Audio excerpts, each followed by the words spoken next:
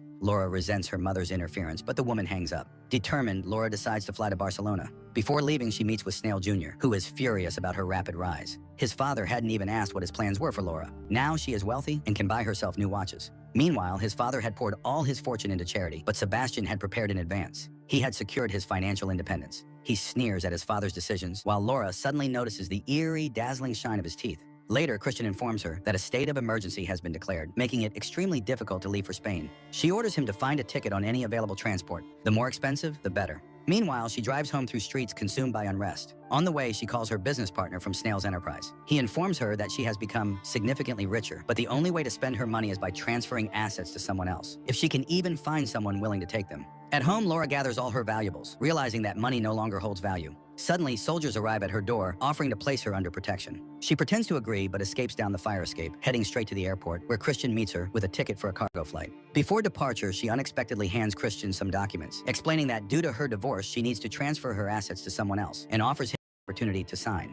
Christian understands the true implication of her gesture and walks away. The plane takes off. During the flight, the passengers, anxious and uncomfortable, begin to argue. When an elderly woman notices the glow of another passenger's teeth, she attacks him.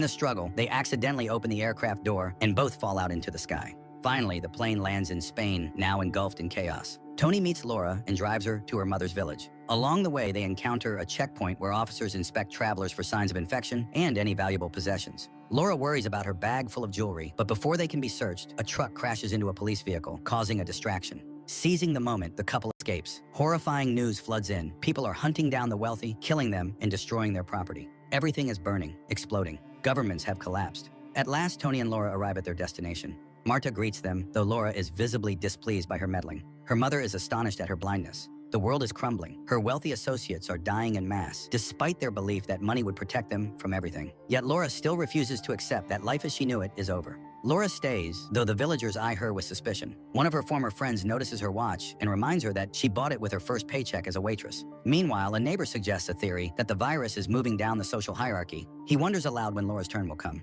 That night, Laura confesses to Tony just how rich she is and tells him that she had been ready to hand over all her assets to Christian. She fears that she is already infected and wants to leave. But before she can act, a furious mob gathers outside, demanding that the filthy rich woman leave, taking her contagious family with her. Laura begs them to spare Anna and Marta, but no one listens. Then a friend of Laura's offers them his boat. The family quickly boards and sails away into the night.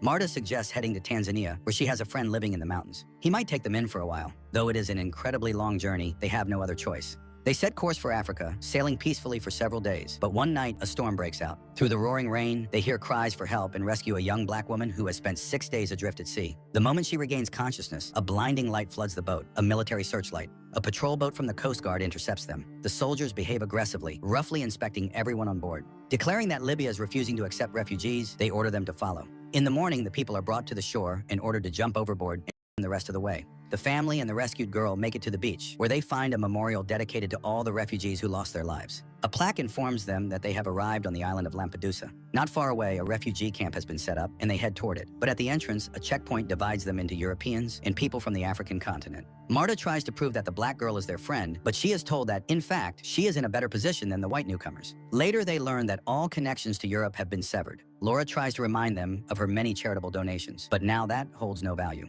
There is no food here, nor even the most basic medicine. The family enters the camp, where they are recognized by the girl they saved. Now she helps them find a little food and water among her people. Unexpectedly, Laura runs into Mr. I. He tells her that while poor countries are somehow surviving, Europe is burning. He advises her to find shelter and not to step outside until dawn. He bids her farewell, and as he removes his mask, Laura sees his teeth, gleaming unnaturally. The family finds a remote tent and hides inside for the night. Laura apologizes to her husband, but suddenly notices that he is silent. She asks him to open his mouth and realizes that he has signed her contract, transferring all her wealth to himself. They walk down to the shore where Laura berates Tony, but he insists that this is exactly why she showed him the documents. No matter how much she argues, he is convinced that it was always her plan. He asks her to take care of their daughter. Just then, they hear Anna screaming from the tent. The couple rushes back to find 2 men trying to drag the girl away. A fight erupts. Tony wrestles one attacker while Laura grabs a stone and bludgeons the other to death. Her daughter and husband watch in horror as she finishes off the second man. At dawn, the survivors escape by boat, but as they near the African coast at night, a patrol vessel rams and sinks them.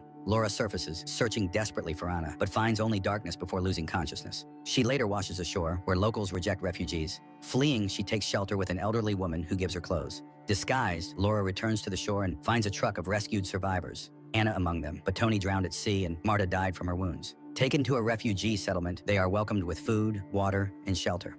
In the morning, newcomers offer up their belongings. Communal items are shared, while personal possessions are placed in a pool, available for anyone to borrow for a day. Laura parts with her watch. Life becomes simple, centered on labor, farming, building, and daily redistribution of resources. One evening, Laura, now collecting and polishing seashells, approaches the woman wearing her watch. She offers a trade, but when the woman reaches for the entire handful, Laura clenches her fist, smiling. The woman hesitates, staring at Laura's teeth, beginning to glow. A film with a powerful concept but an unfulfilled potential, reminding us of the fragility of societal structures and how the boundaries between rich and poor can vanish if the rules of the game are changed. But will human nature ever change?